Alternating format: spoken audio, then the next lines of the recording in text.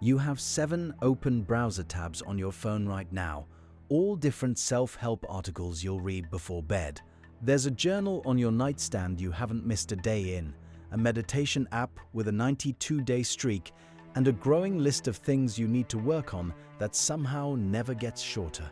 You're doing everything right, checking every box, and still, underneath it all, you feel like you're failing at being a person.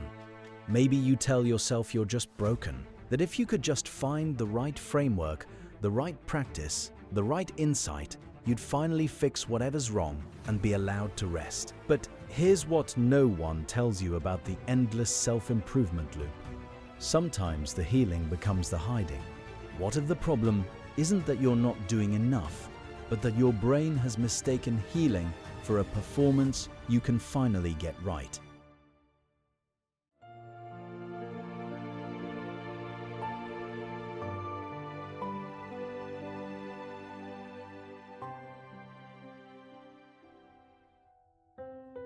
Let's start with what you already know but haven't been allowed to say out loud.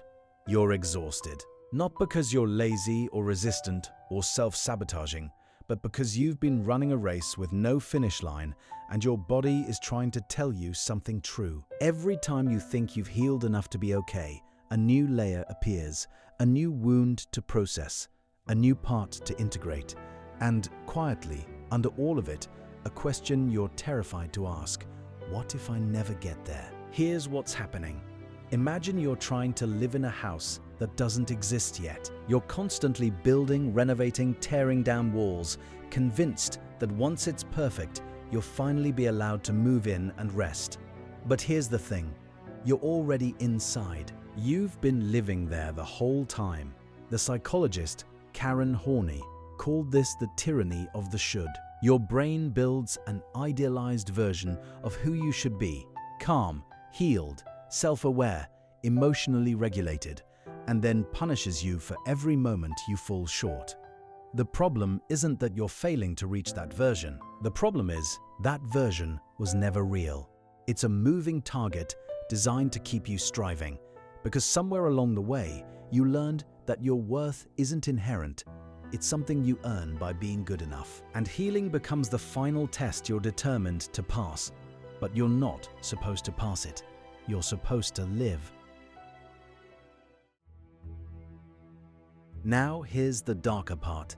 Your brain is brilliant at avoiding pain, and it's learned that working on yourself feels a lot safer than actually feeling your feelings. Instead of sitting with the grief of a breakup, you listen to a podcast about attachment styles.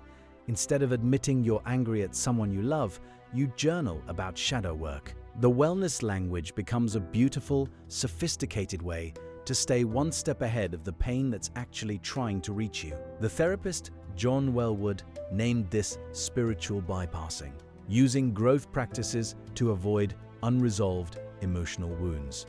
And here's why it works so well. It looks like healing. It feels productive. No one can accuse you of not trying. But underneath, there's a belief you haven't named yet. I'll be lovable when I'm fixed. Not now, not in the mess, not with the anger and the sadness and the parts of me I can't explain. Later, when I'm better. Marcus was 34, a software engineer, when he realized he'd been doing this for 5 years. Therapy every week, every book, inner child work, somatic therapy, parts work. He tried it all. And with every new insight, he felt more broken, not less. He was treating healing like debugging code. Find the error, fix it, run clean. He sacrificed real intimacy because he was always too busy working on himself to actually be with anyone. And then his father died. And for the first time, he let himself just sit in the grief. No framework, no meaning making, no lesson to extract. He just felt it. And something shifted. He stopped improving and started living.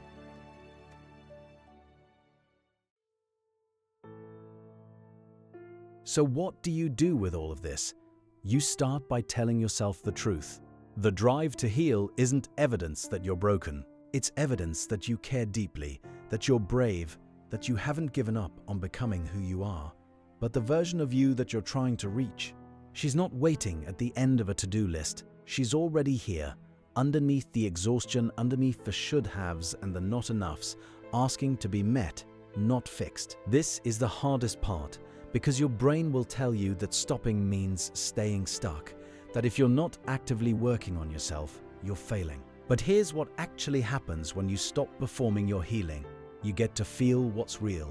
The anger you've been journaling about, you actually let yourself be angry. The sadness you've been trying to integrate, you let it move through you without needing it to mean something. You stop treating your humanity like a problem to solve and start treating it like the thing you've been living inside all along. This isn't giving up. This is meeting yourself with the same compassion you've been reserving for the future version you thought you needed to become first. You're whole right now, not despite the mess, but inside it. The mess isn't evidence you're behind, it's evidence you're alive.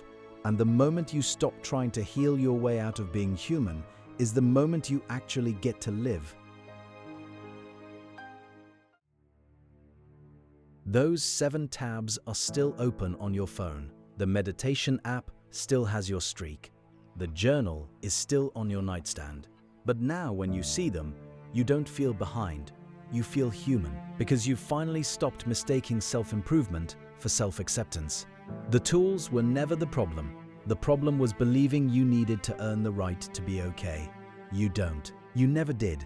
You were never the problem that needed solving. You were always the person worth meeting. So close the tabs if you want. Or don't. Put down the list. Let the streak break. You're allowed to stop performing your healing and start living your life. Not someday when you're better, right now, exactly as you are.